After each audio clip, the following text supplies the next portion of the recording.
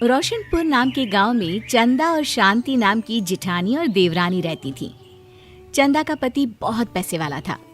उनके पास किसी भी चीज की कोई कमी नहीं थी और उसके विपरीत शांति का पति बहुत ही गरीब और नशेड़ी था। शांति चंदा के घर में काम करके अपना घर चलाती थी। भाभी, घर पर खाने के लिए कुछ भी नहीं है। अगर आप थोड़ा खाना दे पाए तो बहुत मेहरबानी होगी। मुझे जो भी पैसे मिलते हैं वो तो आपके देवर नशे में उड़ा देते हैं। ये तुम लोगों का ना रोज रोज का ड्रामा हो गया है। अब देवर जी कमाते नहीं है तो मैं क्या करूं? तुम्हारा पति तो तुम्हारी सारी कमाई दारू में उड़ा देता है। रहने दो भूखा उसे। अरे ऐसे मत बोलिए भाभी, आप तो जानती ही हैं कि वो मन के कितने साफ हैं, पर इस बेरोजगारी के कारण उन्हें दारू पीने की लत लग गई है। अरे अपना ये रोना गाना बाद में कर लेना, पहले काम निपटा ले घर का। मेरा और टाइम खराब ना कर। जा गेहूं पीस ले, फिर तुझे कपड़े भी धोने हैं। शांति रसोई घर में जाकर गेहूं पीसने लगती है। पीसते पीसते कुछ गेहूं वहां कपड़ों में गिर जाते हैं, जिसे देखकर उसके दिमाग में एक आइडिया आता है। क्यों ना ऐसे ही थोड़े गेहूं मैं अपने पल्लू में बांधकर घर ले जाऊं, फिर एक बर्तन में जमा कर लूंगी और उसे पीसकर रोटी बना लूंगी। कुछ दिन तो ऐसे ही चलता रहा, मगर फिर एक दिन चंदा ने शांति को ऐसा करते हुए देख लिया। अरे पहले तो मुझे लगा तुम लोग बस गरीब हो, पर तुम लोग तो चोर भी हो।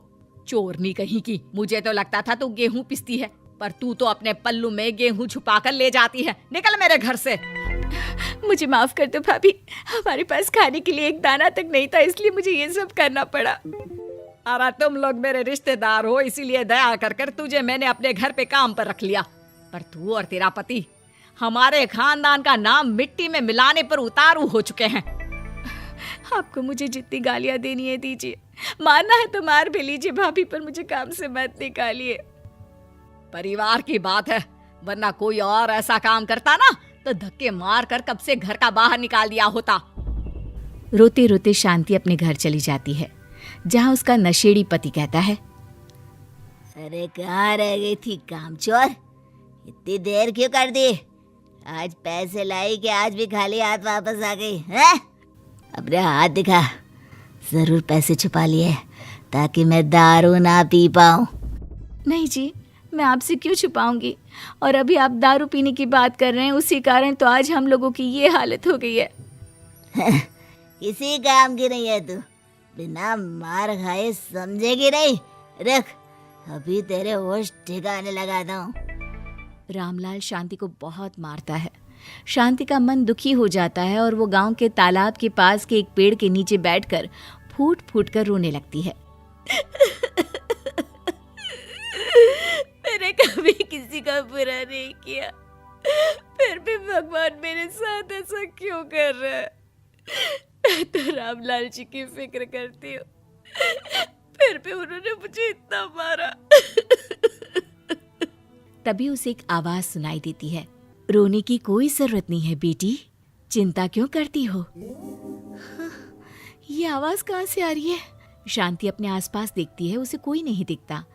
वो ऊपर देखती है, जहाँ उसे एक छोटी सी परी दिखती है। आप कौन है? आप तो कोई परी लगती हैं। हाँ बेटी, मैं इसी पेड़ पर रहती हूँ। मैंने तुम्हारी सारी बात सुनी, अब तुम्हें फिक्र करने की कोई जरूरत नहीं। अपनी आंखें बंद करो। शांति आंखें बंद करती है और जादुई परी अपनी छड़ी घुमाती है। उसकी छड़ी घुमाते ही पेड़ के सारे पत्ते सुनहरे रंग के हो जाते हैं। परी उनमें से एक पत्ता तोड़ लेती है और फिर से अपनी छड़ी घुमाती है, जिसके कारण सारे पत्ते पहले की तरह साधारण से दिखने लगते हैं। आंखें खोलो बेटा। लो, इस पत्ते को ले जाकर अपने तकिए के नीचे रख देना। ये तो एक साधारण पत्ता है, इससे क्या होगा? ठीक है, अगर आप कहती हैं तो मैं इसे रख लेती हूँ। शांति उस पत्ते को लेकर अपने घर जाती है और अपने कमरे में तकिए के नीचे रखकर सो जाती है। सपने में उसे वही पेड़ वाली जादुई परी दिखाई देती है। बोलो शांति, क्या चाहिए तुम्हें? मैं चाहती हूँ हम बहुत अमीर हो जाए और मेरे पति नशा करना छोड़ दें, उन्हें कोई काम भी मिल जाए। कल जब तुम सुबह नींद से जागोगी, तुम्हारी इच्छा पूरी हो गई होगी।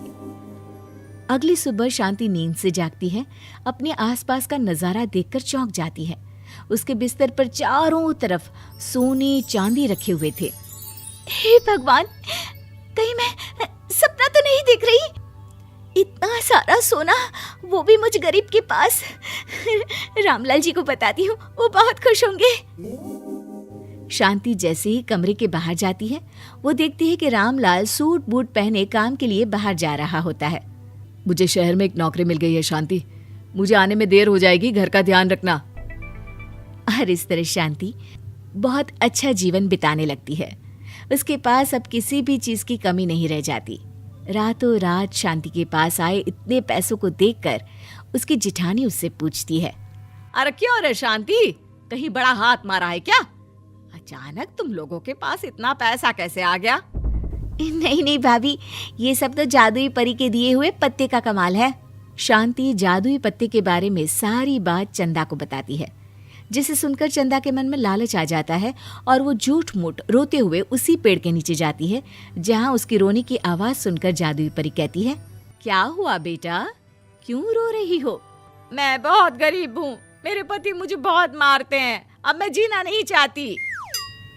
चिंता मत करो बेटा, अपनी आंखें बंद करो। जादुई परी चंदा को भी उसी पेड़ का एक पत्ता देती है और तकिए के नीचे रखने को कहती है। चंदा उस पत्ते को लाकर अपने तकिए के नीचे रख लेती है और अगली सुबह जब उठती है तो उसके कमरे में चारों तरफ सांप बिच्छू रहते हैं। अरे बचाओ बचाओ, कोई मुझे बचाओ, ये कैसा पत्ता है जिसे लाने के बाद उस गरीब शांति के पास तो इतना सारा सोना आ गया, और मेरे चारों तरफ ये सांप बिच्छू, अरे कोई बचाओ। चंदा अपनी जान बचाती हुई शांति के पास जाती है। चलिए भाभी, मुझे लगता है आपके घर में सांप बिच्छू को बस जादुई परी ही हटा सकती है। दोनों मिलकर जादुई परी के पास जाते हैं।